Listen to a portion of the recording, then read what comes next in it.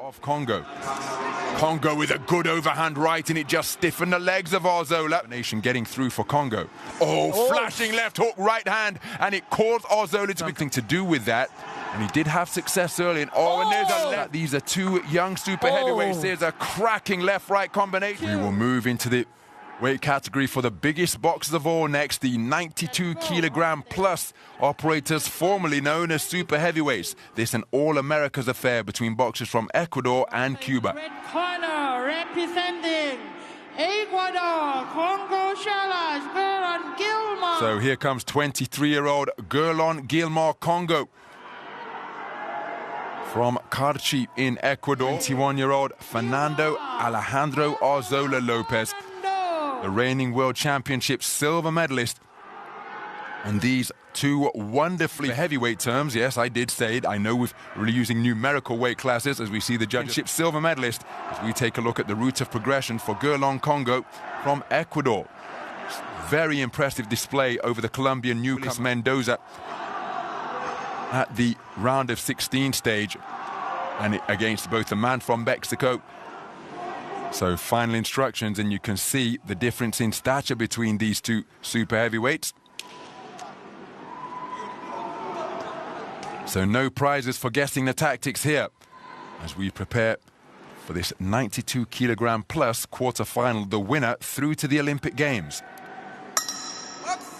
And we are underway, 3 3-minute rounds in the 92 kilogram plus division. The boxer wearing blue, who's immediately getting to work with a sharp shooting jab, is Fernando Arzola, 21 years of age. The reigning World Championship silver medalist took a Pan Am Games bronze at the multi-sport extravaganza in Santiago in Chile in the autumn of last year, but only 2 places up for grabs from that continental event.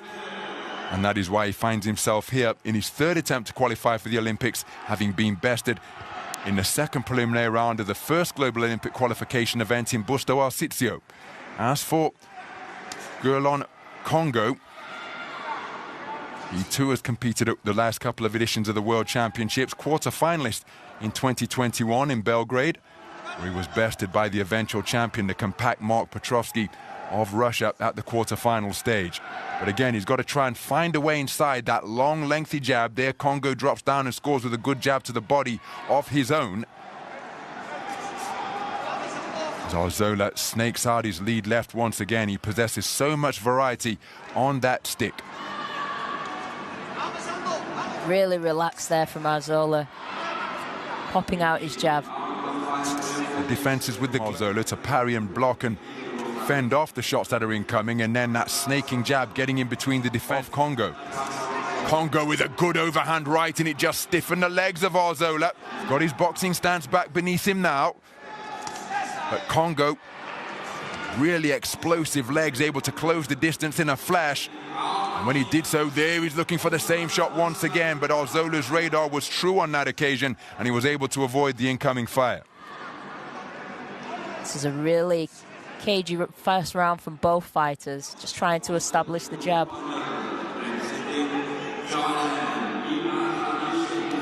Looking for the right hand over the top is Arzola. The left hook came back in response from Congo.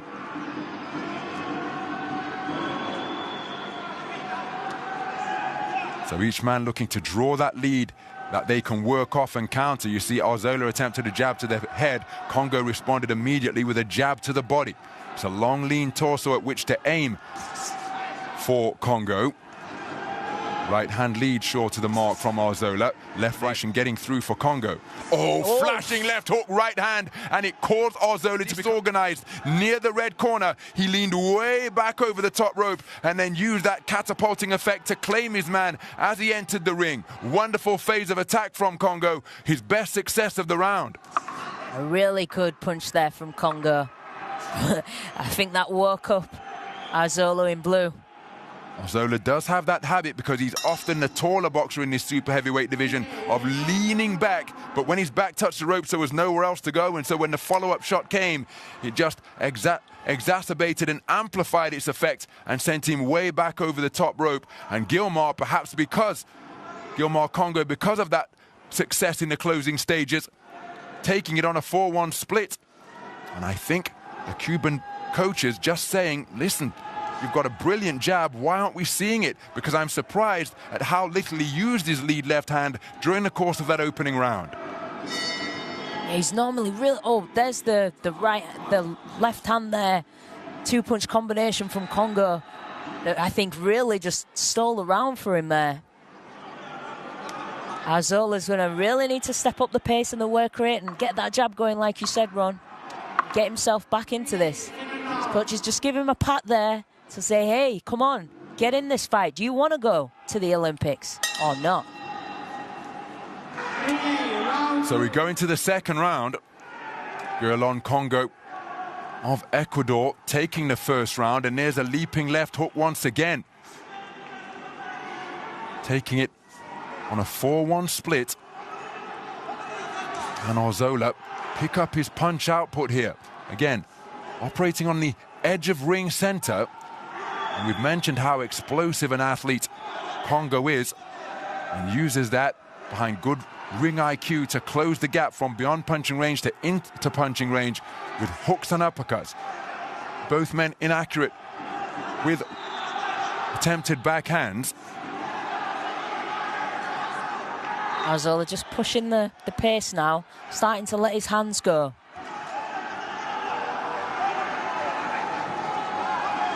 So a minute gone in this second round, but Arzola continuing to wait. Two-shot combination from Congo. And then he changes it to a left jab to the body, overhand right not too far away. But Arzola seemingly hypnotized by the figure of the man in front of him, and he is not working that lead left stick in a manner that his corner wants him to. Now he gets onto the front foot. Keeps the attack going, making it a two-phase attack, causing Congo to become disorganized. And there is the benefit of being active. Even though there weren't necessarily a bunch of scoring punches during that combination, that lead left hand is a disruptive nuisance. And I'm sure his corner wants him to be busier with it. There he is once again. Again, the right cross went long, but the jab keeping his man occupied. Right hand over the top from Congo, and I just think Arzola has got to get busier here. Yeah, Arzola's in danger of being outworked.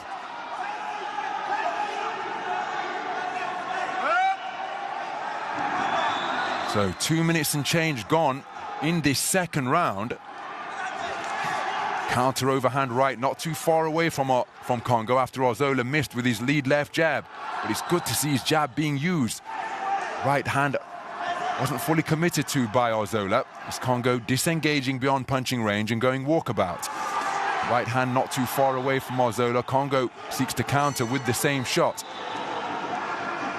Remember, Arzola only 21 years of age, but this a golden opportunity to qualify for the Olympic Games.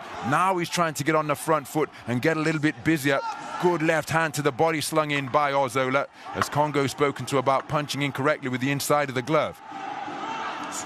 Good right cross to the body from Arzola. And then a left jab, which is countered by a left jab from Congo. Well, all smiles between the two on that sporting touch of gloves to end the round. Remember, this man took the first on a 4-1 split. So Arzola busier. But you see, Congo has taken the second round, and the distribution of scores means that he's in a commanding position, leading 20 points to 18 for 3 of the 5 judges. Quite simply, in this weight class, the man in blue needs a knockout. Yeah, Arzola just didn't come to life the way we've seen him fight through this tournament. You just see a combo there, and I think that might be his best combo of the round. But Congo has worked really, really hard, getting his shots off, getting himself into range. Hasn't shown any respect whatsoever to his man in blue, Arzola. Arzola needs the knockout now. So we're going to the third and final round of this 92 kilogram plus quarterfinal. The winner will be going through to the Paris Olympic Games next month. And this is a completely contrasting performance from what we saw yesterday from Fernando Arzola. where he was fluid, where he was active behind straight punches like that, going in search of the 1-2 combination. Now, of course, his opponent, Gerlon Congo, something to do with that. And he did have success early. And there's a left, which sends him down to the canvas. It's been ruled a slip because it landed with the inside of the glove. But it was certainly leather on target from Congo. A left hook, uncoiled, landing with the inside of the glove and the wrist. And that is why the referee has ruled it a slip. But ask Arzola, because he certainly felt that shot and it scrambled his coordination. Now that was a power slap from Congo to send Arzola to the floor. And now Arzola looking to get onto the front foot. But to Nicola Adams's point, I just wonder whether he was hurt in the first round, and indeed by that illegal shot with the inside of the glove from the left hook of Congo. Because the punch output, especially when you consider what's at stake, it just hasn't been what we associate with Arzola at his best. And of course, that all part of the arc of experience, being able to produce on the biggest stages. Their left-right combination not too far away. And Arzola, of course, podium finisher in global competition from the World Championships in Uzbekistan last year. There's a good combination to the body, followed by a right hand over the top. Congo claiming his man and preventing him from working. Arzola spoken to about leading with the elbow. Congo stealing a glance to his corner. He and they will know. Now there is a chopping combination on the inside, but I think it's straight into rabbit punch territory, and that is why that hasn't been ruled a knockdown and instead has been called a slip. Right uppercut dug in on the inside from Congo on the resumption. And remember, at this weight class, more than any other, a single shot can turn everything that has gone before on its head. And Congo just gives the impression of a man who's feeling the pace here now, clinging on desperately rather than working to pile up the points. Well, he's flexing that right shoulder. I wonder whether he's sustained an injury. So Arzola finally looking to go through the gears, but he shouldn't be accepting the clinch here because of the context of the contest. And again, Congo content to kill the clock. And we have to point, these are two young super heavyweights. There's a cracking left-right combination, and I think it's brought about a standing count. But remember, in Olympic-style boxing, it will not necessarily result in a 10-8 round. But where was that type of intensity and bad intention behind the shot selection of Arzola earlier in the contest and earlier in the round when he needed it desperately? How long is this count? An 8 count. The bell has sounded, or there it is. And it's a contest fought in magnificent spirit. But I don't think Fernando Alejandro Arzola has done enough there. And if he hasn't done enough, because I think Congo is going to be declared the victor, because I don't think the final round is going to be scored 10-8 for this man, despite the standing count. Well, I think he and his team will be kicking themselves, because it was a real opportunity to secure that precious Olympic quota for the reigning World Championship silver medalist. He's enjoyed a strong conclusion to the contest, but I think it's going to be a classic case of too little, too late. Has he done enough to make it a 10-8 round and take us to the realm of countback? I don't think he has, but what say the 5 scoring judges? It's going to be interesting to hear these scorecards get announced. Here's the verdict. In ring A, the winner by split decision.